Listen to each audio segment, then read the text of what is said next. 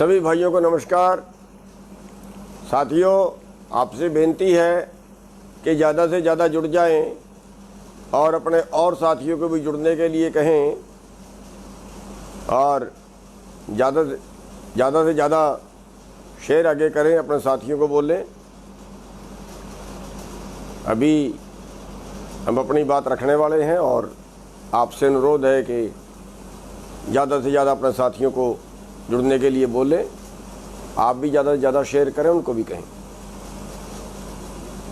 आगे के लिए भी आप इस बात का ध्यान रखें, क्योंकि हमारी ताकत आप लोग हो। आप लोगों के माध्यम से ही हमारी बात सही जाती है। और जो बाकी के बड़े बड़े चैनल हैं आज तक जैसे, वो तो हमारी बात नहीं पूछाते, वो तो हमारे उल्टी तो पूछाते हैं, सीधी बात वो नहीं पूछाते। सीधी बात तो जो है वो आप ही, हमारी ताकत हो आपके माध्यम से ही जाती है। तो सोशल मीडिया वाले सारे भाइयों से मेरी हमेशा के लिए बेनती है कि वो ज़्यादा से ज़्यादा हमारी बात को फैलाने में सहयोग किया करें। तो सभी को साथ में ज़्यादा से ज़्यादा जोड़ दो।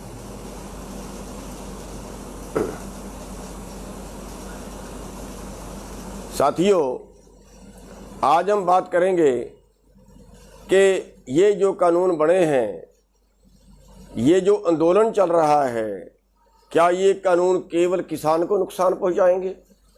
क्या ये आंदोलन केवल किसानों का है? इस पे थोड़ी चर्चा करेंगे।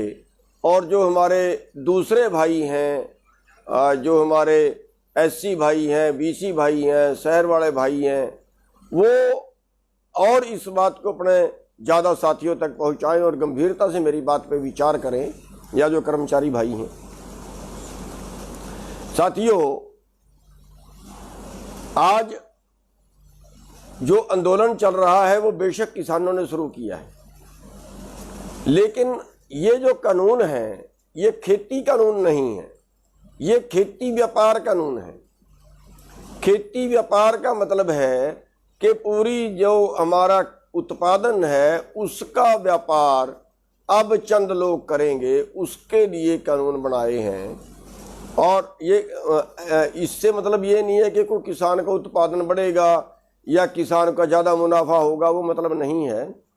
इनका मतलब है कि आपके बीच से सरकार बाहर हो रही है कि आप कैसे ही खेती करो, कहीं बेचो, जिस चीज़ की मर्जी खेती करो, जिसके पास मर्जी बेचो। ये कानून बनाए हैं और उसको कहा गया कि अब किसान आज़ाद हो गया है। आज़ाद नहीं, पहले बात तो मैं किसानों के लिए बता दूं कि वो जो थी मंडी में जाना, एक सपोर्ट प्राइस मिलना, वो आपको सपोर्ट थी, सहायता थी कि अगर आप खुद सब कुछ ना कर सको तो हम आपको सपोर्ट देंगे ताकि देश जिंदा रहे।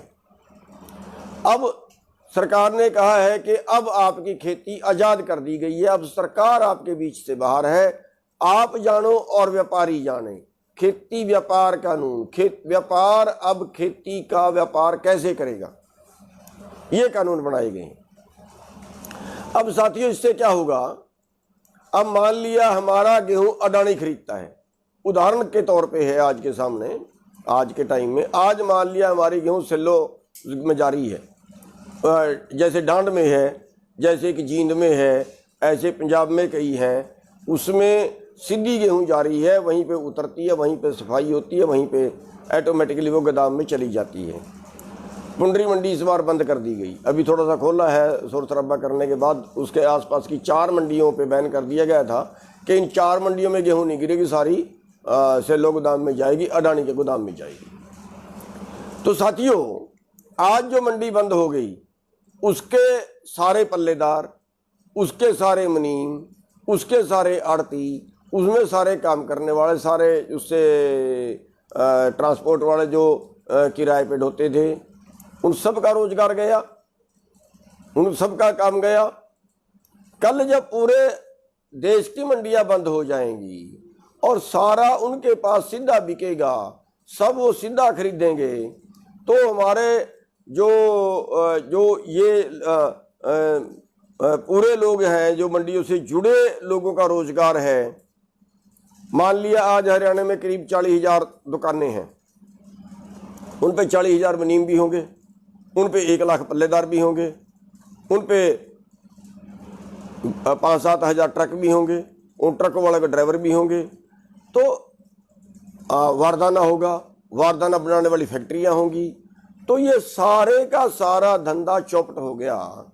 और ये सारा अब वो सोचते होंगे हमें किसान से क्या मतलब, लेकिन प्रभावित तो हो गए ना, उन सब का रोजगार गया। और ऐसे ही करके ये पूरे देश का जो बिजनेस है जब चंद लोगों के पास जाएगा, वो कम से कम भाव पे खरीदेंगे। पैदा करने वाले को ये नुकसान हुआ कि वो ज़्यादा से ज़्यादा भाव पे कैसे बेचेगा। मान लिया बासमती है, अब अगर मंडी बंद हो जाती है तो बासमती का उच्चतम रेट, उसकी बोली कैसे लगवाए, कोई रास्ता नहीं है, वो लुट गया। वही बासमती जब उनके गोदाम में चली गई, मान लिया पूरे देश की बासमती अंबानी ने खरीद ली, पूरे देश की बासमती अडानी ने खरीद ली, खरीदते हैं ये। और एक तो उससे छोटा व्यापारी खत्म, वो उस व्यापारी का व्यापार भी गया, और उस व्यापारी के साथ जो और लोग जुड़े थे वो भी गए। फिर वो बासमती मॉल में चली गई, अब वही चावल आपको फिर 200 रुपये किलो में मिलेगा। अभी हो रहा है आपके सामने है, 200 रुपये किलो में मिलेगा। उपभोक्ता की जेब से गया ज़्यादा पैसा, और पैदा करने वाले की जेब में गया कम से कम पैसा। आपके उदाहरण सामने है, जैसे पीछे दाल में हुआ, खरीदी 50 रुपये किलो, बेची 200 रुपये किलो। अभी आपके सामने प्याज में हुआ, खरीदा 8 रुपये किलो, बेचा 80 रुपये किलो। अब वो जो 80 रुपये किलो खरीदा, वो किसान ने नहीं, वो सब ने खरीदा। उसमें हमारे मजदूर भाई भी थे। कभी ये नहीं देखा कि इस पे SC ST वालों को, जो हमारे दलित भाई हैं, उनको कम भाव पे मिलेगा, व्यापारी उसको ज़्यादा भाव पे मिलेगा, या शहर वाला उसको कम भाव पे मिलेगा, गांव वाला उसको ज़्यादा भाव पे मिलेगा। सब लूटे और आगे भी सब लूटेंगे। ये है पूरे देश का खेती व्यापार चंद लोगों के हवाले कर देना। और जब चंद लोगों के हवाले कर देंगे तो ये समझो फिर ये आंदोलन जो है ये हर भोजन खाने वाले का आंदोलन है। जो भोजन खाता है ये हर उस आदमी का आंदोलन है। और जब ये हर उस आदमी का आंदोलन है तो फिर वो घर क्यों बैठे हैं? आज शहर वाले भाई वो घर क्यों बैठे हैं? इस आंदोलन में क्यों नहीं आते? सबको नहीं मैं बोल रहा, बहुत से भाई आ रहे हैं, बहुत से सेवा कर रहे हैं, लेकिन बहुत से भी देख रहे हैं, बहुत से सोच रहे हैं कि शायद हमारा आंदोलन नहीं है। और ये RSS वाले, BJP वाले जो इनके वर्कर हैं, वो शायद सोचते हैं कि BJP हमारा भगवान है। अरे भाई, रोटी तो आप भी खाओगे। क्या कोई ऐसा कानून देश में बन गया कि BJP को सस्ती मिलेगी? BJP का कार्यकर्ता उसको सस्ता मिलेगा? RSS का कार्यकर्ता उसको सस्ता मिलेगा? नहीं, उसको भी उसी भाव पे खरीदना पड़ेगा। इसलिए हमारी सबसे जो हमारे दूसरे तबके के लोग हैं, खास तौर पे मैं इस वीडियो के माध्यम से, आज लाइव के माध्यम से मैं उन लोगों को प्रेरित करना चाहता हूं, उन लोगों से अनुरोध करना चाहता हूं कि जो लोग अभी तक इसमें जुड़े नहीं हैं, और मैं तो ये कहता हूँ ये धर्म युद्ध है।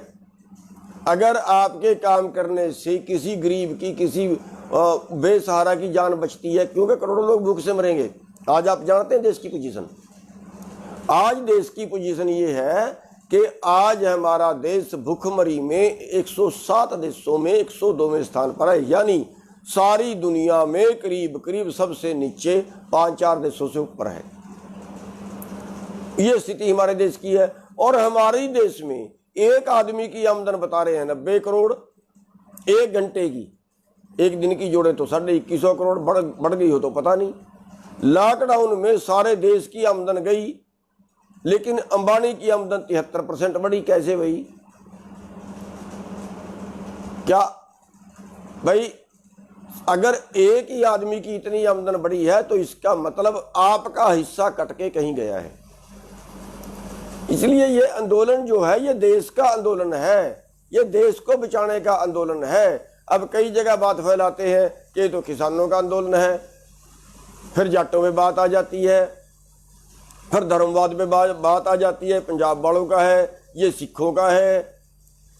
ये आंदोलन जो है ये पूरी मानवता का है, पूरी मानवता का है। और इसमें सबको साथ देना चाहिए, इसमें कर्मचारी भाइयों को भी साथ देना चाहिए, उनके महकमे नहीं तोड़ रहे क्या? इसमें मजदूर भाइयों को भी साथ देना चाहिए। कल्ले कल्ले को करके पिटेंगे ये लोग, मजदूरों के सारे कानून तोड़ दिए। अगर मजदूरों भाइयों को ना पता हो, अभी आपके पास आप पहले 8 घंटे काम करते थे, लेकिन अब सरकार ने पास कर दिया है कि अब आपको कंपनी वाला, फैक्ट्री वाला 16 घंटे काम करवा सकता है। पहले कानून था कि 8 घंटे के बाद अगर 2 घंटे भी काम करवाया तो 4 घंटे का चार्ज देना पड़ेगा, डबल देना पड़ेगा। वो भी तोड़ दिया। लेबर कानून सारे तोड़ दिए, कोई मजदूर भाई नहीं बोला। खेती का पूरा, खेती जो है वो सरकार की सरकारी सहायता से हाथ खींच के पूरे कारपोरेट के गुलाम करने जा रहे हैं। पूरे आगे खेती भी वही करेंगे। अब जब खेती वो करेंगे, जब हम तो खेती करने के बाद बचेंगे ही नहीं ना। जब वो हजारों एकड़ के प्लाट में काम करेंगे तो जो हमारे आज खेत मजदूर हैं, हमारे गांव वाले मजदूर हैं, वो किसके पास जाके काम करेंगे? क्या वो सारा काम कोई हाथ से थोड़ा ही होगा? टोटल काम मशीन नहीं होगा।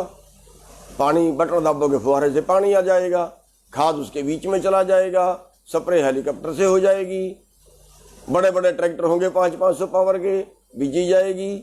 आदमी की क्या जरूरत बची उसमें? बड़ी बड़ी मशीनें काटेंगी। तो साथियों, रोजगार, आप जिस रोजगार से रोटी खा रहे हो, जिस रोजगार से खाना खा रहे हो, आज हमारी 60% आबादी आज भी खेती से उसकी जीविका चल रही है। और अगर ये सारी कंपनियों के हवाले हो गई तो फिर वो 60% आबादी रोटी कहाँ से खाएगी? सवाल इस चीज का है। रोटी तो सारी खाते हैं, उनका रोजगार जाएगा 60% का, और जो बाकी के 40% बचे उनको और महंगा मिलेगा। तो साथियों, आज हमें सबको इकट्ठा होकर चलने की जरूरत है। मैं फिर बेनती करता हूं, हमें कोई तनख्वाह नहीं मिल रही, यहाँ कोई चौधर के लिए नहीं बैठे, यहाँ सबकी लड़ाई है, सबकी लड़ाई है, हर किसान की, हर मजदूर की, हर दुकान वाले की। मैं तो ये कहता हूँ हर भारतवासी की लड़ाई है। और जो आज ये आरएसएस वाले, बीजेपी वाले ये सोचते हैं ना कि उनके विरुद्ध लड़ाई है, नहीं। समझिए, आप समझिए, आपकी हमारे से ज्यादा जिम्मेवारी है, आपकी हमारे से ज्यादा जिम्मेवारी है। आप उस पार्टी के बीच में बैठे हो, आपकी हमारे से ज्यादा जिम्मेवारी है। अगर ये देश बिका, उसमें कहीं ना कहीं पाप आपको भी लगेगा। अगर ये इन कानूनों से गरीबों की जान गई, उसका पाप आपके सिर भी जाएगा।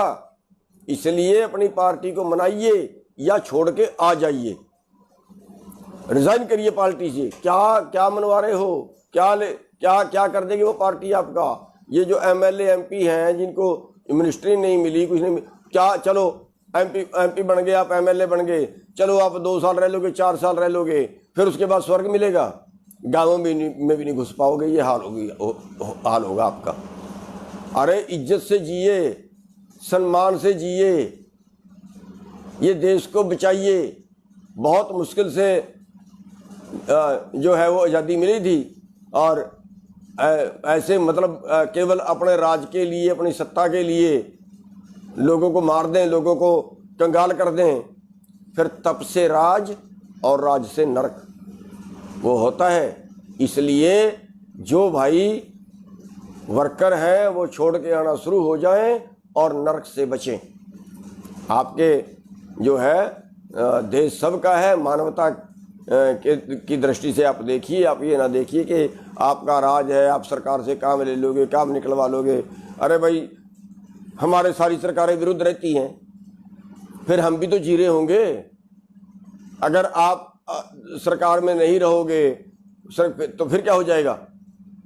इसलिए मेरी आरएसएस वालों से, मेरी बीजेपी वालों से, इनसे बेनती है, ये सत्ता छोड़ के आइए और इस आंदोलन में शामिल होइए, पुण्य कमाइए।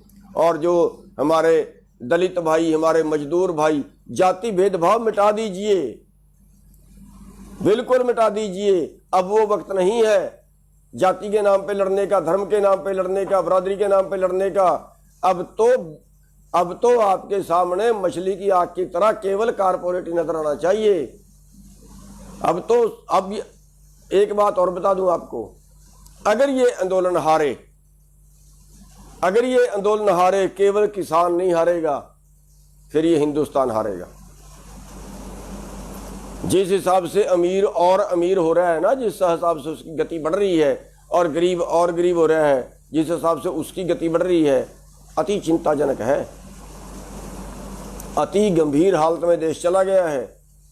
साथियों, अभी आपके पास टाइम है, इस आंदोलन में जुड़िए। और सरकार जिस तरीके से कह रही है ऑपरेशन क्लीन करेंगे, हम फिर चेतावनी देते हैं सरकार को कि आप ऑपरेशन क्लीन करेंगे तो उससे पता नहीं हम तो क्लीन होंगे कि नहीं होंगे, लेकिन बीजेपी को जरूर क्लीन कर देंगे। घुसने नहीं देंगे किसी एक को भी, गांव में ऐसी हालत बना देंगे फिर इनकी। तो इसलिए सरकार को हम चेतावनी भी देते हैं कि इस ऑपरेशन के चक्कर में, मारने के चक्कर में, गोलियां मारने के चक्कर में मत पड़िए। हम तो दे दें कुर्बानियां, कोई बात नहीं, मार दोगे आप, कितने को मार दोगे पता नहीं, लेकिन उसके बाद जो आपकी स्थिति होगी वो अति चिंताजनक होगी। इसलिए ये गलती मत करिए। हम कुछ नहीं मांग रहे हैं, हम अपना अधिकार मांग रहे हैं और केवल जिंदा रहने का अधिकार मांग रहे हैं। अगर आज मैं पूछना चाहता हूं बीजेपी से, अगर कौन सा कानून बना दिया आपने? कोई धर्म कर्म बचा है क्या? अगर आज कोई नेता सेंटर का, स्टेट का बीमार हो, 2 करोड़ रुपए का इलाज कराए, अरबपति है, अमेरिका में जाके इलाज कराए तो फ्री है। क्या आज देश की जनता के लिए वो सुविधा है? अगर 20 लाख रुपए किसी के इलाज पे लगे तो उसके पास सारी प्रॉपर्टी तो 2 लाख की नहीं है, 20 लाख का इलाज करा लेगा। क्या सुविधा दी? कैसे जिंदा बचे? अरे स्कूल भी बेच दिए, कुछ तो शर्म कर लेते। स्कूल भी बंद कर दिए, सब कुछ सेल पे लगा दिया। क्या निकालोगे आखिर? तप से राज से नरक, कितने दिन राज करोगे? क्यों नरक भुगतते हो? अभी सुधर जाइए। ये जो कह रहे हैं ना ऑपरेशन क्लीन करेंगे, ये करेंगे, वो करेंगे, करिए जो करना है। हम तो जो कुर्बानियां देने के लिए ही आए हैं घर से। आप जो बनता है करिए, और लेकिन उसके जो बाद के रिजल्ट होंगे उन पे ध्यान मार लीजिए पहले। तो इसलिए मैं अपने सभी भाइयों से कहूँगा, मजदूरों से, किसानों से, दुकान वालों से, कर्मचारियों से, और ये आड़ती भाई, ये व्यापारी भाई, आज वक्त है इस धर्म युद्ध में साथ देने का, पुण्य कमाने का वक्त है आज सबके पास। कोई भाई थोड़ा कर सकता है थोड़ा साथ दे, कोई भाई ज़्यादा कर सकता है ज़्यादा साथ दे, लेकिन इस धर्म युद्ध में ज़रूर अपना हिस्सा डाले। ये देश को बचाने का युद्ध है, ये समाज को बचाने का युद्ध है, और आपके इस आंदोलन की तरफ दुनिया देख रही है। अगर आप ये आंदोलन जीतते हैं, अगर यहाँ ये व्यवस्था बदलती है, तो फिर ये मैसेज पूरी दुनिया में जाएगा। आपने मेरी बात सुनी, आपने टाइम दिया, ज़्यादा से ज़्यादा आप शेयर करें। आपका बहुत बहुत धन्यवाद।